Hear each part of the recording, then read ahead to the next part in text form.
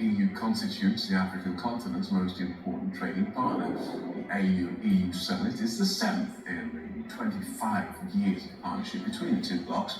Leaders are hoping the meeting will help deepen ties.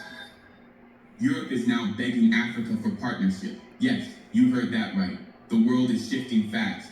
Trade wars, energy shortages, global conflicts, and growing pressure on supply chains. And in the middle of all this uncertainty, Europe is turning toward Africa like never before.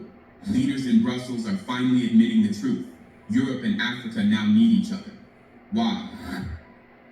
Because Africa holds what Europe desperately lacks: a young population, fast-growing markets, critical minerals, raw materials, and new energy potential.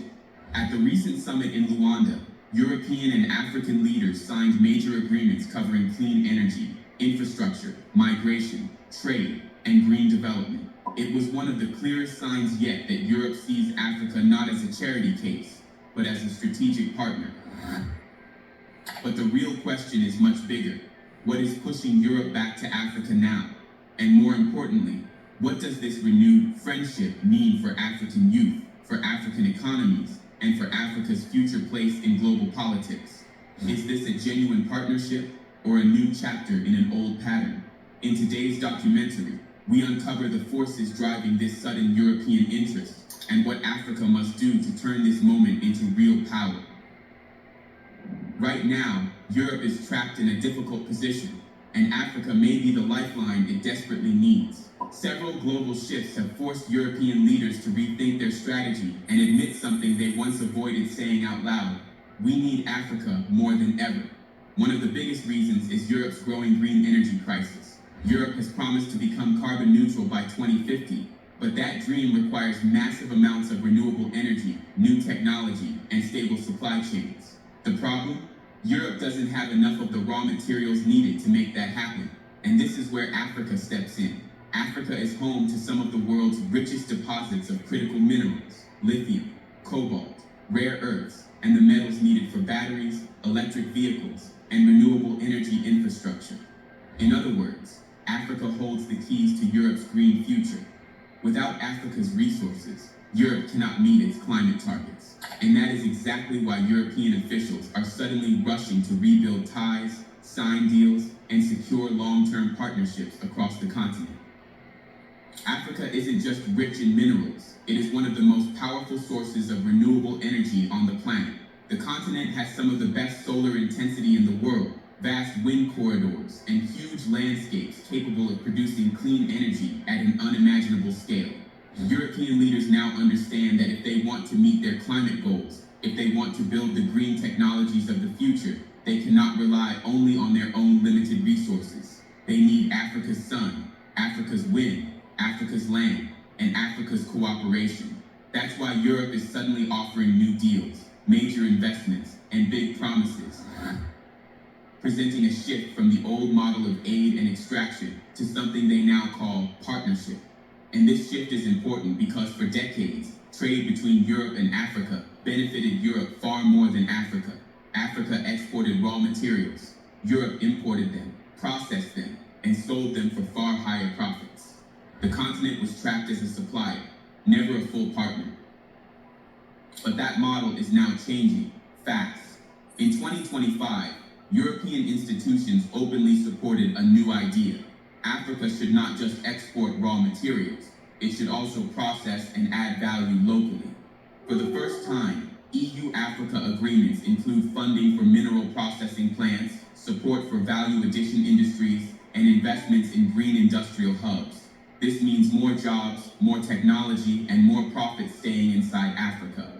And under Europe's global investment program, new infrastructure, energy, and transport projects are being launched across the continent. For Africa, this could be the beginning of a transformation, one where the wealth of the land finally benefits the people who live on it. None of this is charity. For Europe, it's survival.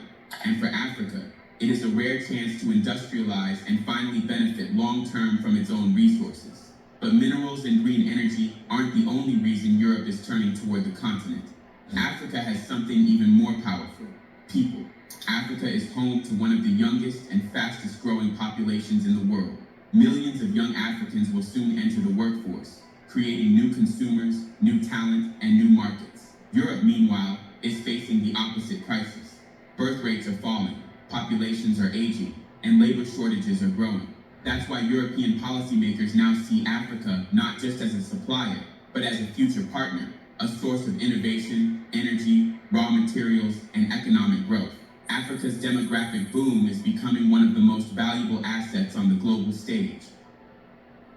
And the timing couldn't be more critical. The world today is more unstable than ever. Wars, climate shocks, supply chain disruptions, competition for resources. Europe can no longer afford to depend on a handful of suppliers for energy or critical materials. To survive this new era, they must diversify. And so Europe is leaning toward Africa, hoping to build stronger, safer, more reliable supply chains. This shift marks a major change in mindset. Europe is finally treating Africa as a partner, not just a source of raw materials. A partnership built not on old systems of extraction, but on shared interests and shared futures. At this point, you're probably asking the most important question. What does Africa actually gain from this new partnership with Europe? Europe's benefits are obvious. Access to Africa's critical minerals, new markets for European goods, reliable trade partners, renewable energy sources, and stronger alliances outside their traditional blocs. Europe clearly knows what it wants. But what about Africa? Will this finally be a balanced partnership, or just another one-sided deal dressed in new language? On paper, Africa stands to gain a lot. Investments in infrastructure, energy, and industry, thousands of new jobs, skills transfer, and the ability to move up the value chain, from exporting raw materials to producing finished goods. In theory, this partnership could help Africa claim a bigger, more respected role on the global stage. But for now, it is only theory. Whether these promises become reality remains to be seen. What is undeniable, however, is that Europe is offering Africa more than it ever has before. After finally realizing just how much it needs the continent, Europe has stopped speaking in general statements and started acting. Throughout 2025, European governments launched major initiatives across multiple African countries. Real projects, real investments, and real commitments. For the first time in decades, Africa isn't being approached with charity, but with opportunity. And that shift alone could rewrite the future of Africa-Europe relations. In March 2020,